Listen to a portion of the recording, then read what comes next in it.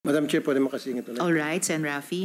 Okay, ito lang, Mayor, sabi mo, kasambahay yung mama mo, itong si Amela Lilial. So, ibig sabihin kasambahay, nagsisilbi doon sa papa mo. Sinong kasama ninyo? Kwento ba yun sa iyo ng papa mo habang nagsisilbi bilang kasambahay yung mama mo sa household ninyo? Your Honor, hindi na po na-disclose po sa akin ng tatay ko po. Okay, so lumilitaw dito, amo, yung tatay mo, habang siyang amo, nandiyan yung kasambahay ninyo, naglilinis, inutusan, pamalengke, kasal sila. Kasal sila, tinuturing niyang kasambahay. Kasi married, sabi rito eh. Married sila.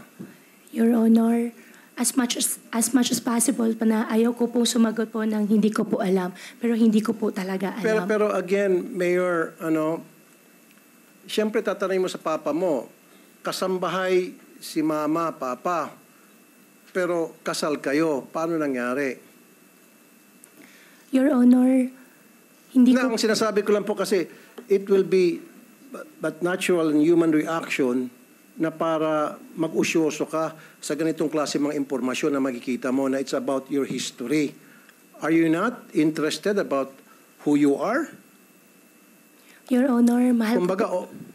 no, don't use that word, mahal mo sila. Kung mahal mo sila din, dapat sila din mahal ka rin. And then yung both parents mo nagbibigay ng mga information about you, about their lives.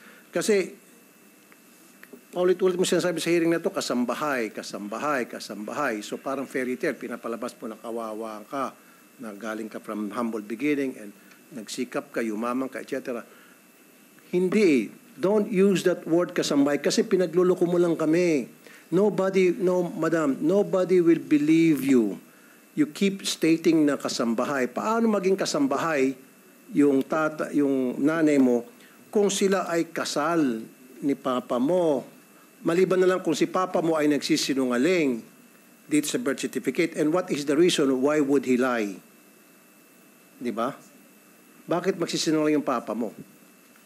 And then, again, sinabi ko na to for the nth time, and hindi ka interested na si papa mo nagsisinungaling?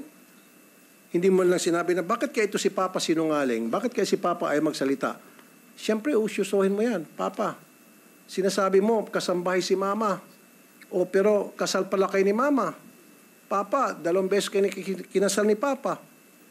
Ay, papa, 2 beses kayo kinasal ni mama. Bakit? And yet, you keep insisting na kasambahay si mama. Those things na very simple, you should have asked. But you did not, right? Why? Your Honor, yung birth certificate ko po, binigay po sa akin ng tatay ko nung hiningi ko po sa kanya. Ang nabasa ko po doon sa birth certificate ko po, nakalagay po doon, yung biological mother ko po ay housekeeper.